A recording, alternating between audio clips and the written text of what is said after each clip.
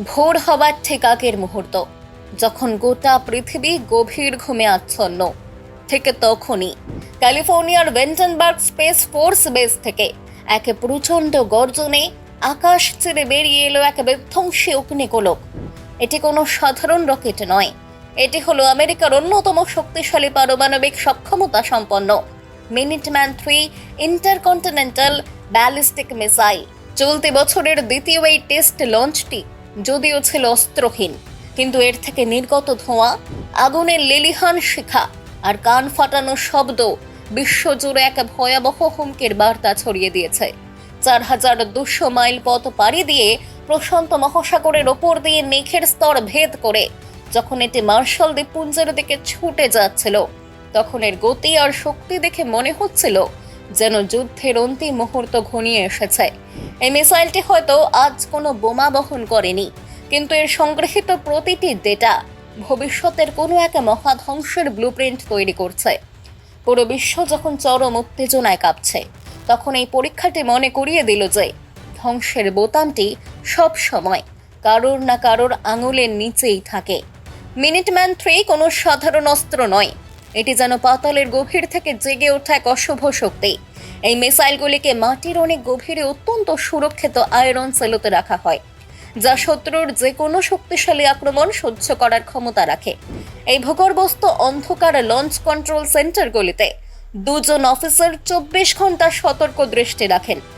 যুদ্ধের এই আধুনিক যুগে যোগাযোগই হলো প্রধান অস্ত্র, তাই প্রেসিডেন্ট বা প্রতিরক্ষা সচিবের নির্দেশ 1 সেকেন্ডেরও কম সময়ে এই মাটির নিচের কন্ট্রোল রুমে পৌঁছে যায়। কিন্তু প্রশ্ন হলো, যদি মাটির নিচে এই যোগাযোগ ব্যবস্থা ধ্বংস হয়ে যায়, তার জন্য আছে বিকল্প ব্যবস্থা।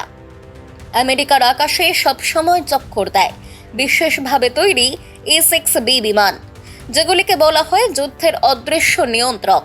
মাটির সব যোগাযোগ বিচ্ছিন্ন হলেও এই বিমানগুলি আকাশ থেকেই পাতালের মিসাইলগুলির নিয়ন্ত্রণ নিতে পারে। প্রেসিডেন্টের নির্দেশ অনুযায়ী যে কোনো মুহূর্তে এই বিমানগুলি থেকে কমান্ড দিয়ে মাটির নিচ থেকে আগুনের ঝড় বইয়ে দেওয়া সম্ভব। এই ভয়ানক মারণাস্ত্রের ইতিহাস কিন্তু বেশ পুরনো। 1950-এর দশকের শেষ দিকে যখন স্নায়ুযুদ্ধ তুঙ্গে, তখন পুরনো প্রযুক্তির ধীর গতির মিসাইলগুলির পরিবর্তে দ্রুততর কিছু প্রয়োজন হয়। তখনই জন্ম নেয় মিনিটম্যান প্রজেক্ট। 60-এর দশক থেকে শুরু করে আজ পর্যন্ত এই প্রযুক্তি কয়েক ধাপে এগিয়ে গিয়েছে। বর্তমানে আমেরিকার হাতে প্রায় 400টি মিনিটম্যান-3 মিসাইল রয়েছে, যা বিভিন্ন এয়ারফোর্স বেসে ছড়ানো। এই 400টি মিসাইল মানে হলো পৃথিবীর বুকে লুকিয়ে রাখা 400টি প্রচণ্ড শক্তিশালী বিস্ফোরক, যা যে কোনো মুহূর্তে পৃথিবীকে ছাড়খাড় করে দেওয়ার ক্ষমতা রাখে। তবে ক্যালিফোর্নিয়ার এই মিসাইল পরীক্ষার পেছনে কি কেবলই সামরিক মহড়া ছিল, নাকি এর পেছনে লুকিয়ে আছে মধ্যপ্রাচ্যের এক জটিল ভূ রাজনীতি? বর্তমানে পুরো বিশ্বের নজর এখন ইরানের দিকে। রাশিয়ার প্রেসিডেন্ট ভ্লাদিমির পুতিন দীর্ঘ 1 মাসের নীরবতা ভেঙে এমন এক চাল দিয়েছেন যা পুরো পশ্চিমা বিশ্বকে ভাবিয়ে তুলেছে। গুঞ্জন উঠেছে রাশিয়া তাদের সর্বাধুনিক এবং অতি গোপনীয় এলিট ফোর্স স্পেসনাস ইরানের কৌশলগতভাবে গুরুত্বপূর্ণ খারক দ্বীপে পাঠাতে পারে। এই দ্বীপটি ইরানের তেল রপ্তানির মূল কেন্দ্রবিন্দু। যদি সেখানে রাশিয়ার এই বিশেষ বাহিনী মোতায়েন করা হয়, তবে মধ্যপ্রাচ্যের পুরো সমীকরণই পাল্টে যাবে।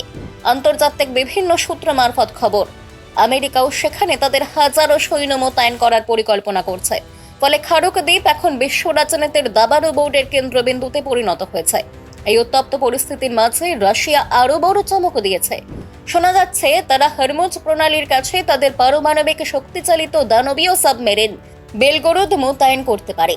এটি এমন একটা সাবমেরিন যা বছরের পর বছর জলের নিচে লুকিয়ে থাকতে পারে এবং যা বিশাল পারমাণবিক বোমা বহনে সক্ষম। এর পাশাপাশি চীনের অত্যাধুনিক রাডার জাহাজগুলিও এই অঞ্চলে টহল দিচ্ছে, যা হাজার হাজার কিলোমিটারের আকাশপথ স্ক্যান করে শত্রুর প্রতিটি সিগন্যাল ডিকোড করতে পারে। রাশিয়ার স্পেসনাস বাহিনীর মোতায়েন হবার খবরটি ইসরায়েল এবং আমেরিকার জন্য চরম উদ্বেগের কারণ হয়ে দাঁড়িয়েছে। এই বাহিনীটি এতটাই দক্ষ যে কেবল দেশের প্রধানমন্ত্রী ছাড়া কেউ জানেন না সেখানে কারা কাজ করেন। তার মাত্র 2 দিনের মধ্যেই যে কোনো দেশে ঢুকে পড়া গুপ্তচরকে খুঁজে বের করার ক্ষমতা রাখে। রাশিয়া কেবল স্থল বা জলপথে নয়, আকাশেও তাদের আধিপত্য বজায় রাখতে প্রস্তুত। ইরানের আকাশে নিরাপত্তার চাদর বিছিয়ে দিতে তারা মোতায়েন করতে পারে তাদের সুপারসনিক ফাইটার জেট SU-57 ঘন্টায় প্রায় 26,600 কিলোমিটার গতিতে উড়তে সক্ষম এই জেটটি শত্রুর জন্য এক জীবন্ত আতঙ্ক। এটি একাই একসাথে 15টি যুদ্ধ বিমানকে লক্ষ্যবস্তু বানাতে পারে এবং রাডারকে ফাঁকি দিয়ে 27 কিলোমিটার দূর থেকেই হামলা চালাতে পারে। এখন বড় প্রশ্ন, বিশ্বজুড়ে এত আয়োজন সত্ত্বেও কেউ কেন পদক্ষেপ নিচ্ছে না? উত্তরটা সহজ। রাশিয়া এবং ইরানের এই গভীর বন্ধুত্ব এবং সামরিক শক্তিকে সরাসরি চ্যালেঞ্জ জানানো মানেই হলো তৃতীয় বিশ্বযুদ্ধকে আমন্ত্রণ জানানো। এই মুহূর্তে পৃথিবীর কোনো দেশই পুতিনের সঙ্গে সরাসরি সংঘাতে জড়াতে চাইছে না। আজকের এই শান্ত পৃথিবীর আড়ালে যে কত বড় বড় বিশৃঙ্খল এবং বারুদ স্তূপ হয়ে আছে তা সাধারণ মানুষের কল্পনারও বাইরে। এক একটা মিসাইল টেস্ট, এক একটা সৈন্য মোতায়েন যেন আগ্নেয়গিরির মুখে দাঁড়িয়ে থাকা। বিশ্ব কি সত্যিই এক মহাপ্রলয়ের দিকে এগিয়ে যাচ্ছে, নাকি এগুলি কেবলই একে অপরকে দমিয়ে রাখার রাজনৈতিক কৌশল? অন্ধকার যখন ধীরে ধীরে ঘনিয়ে আসে তখন ভবিষ্যতের এই অনিশ্চয়তা আমাদের কেবল এক সীমাহীন অপেক্ষায় দাঁড় করিয়ে দেয়। যুদ্ধের এই ভয়াবহ ঘনঘটা কি কোনোদিনও শেষ হবে, নাকি এটাই কোনো বড় ধ্বংসের শুরু? এর উত্তর হয়তো কেবল সময়ই দিতে পারবে।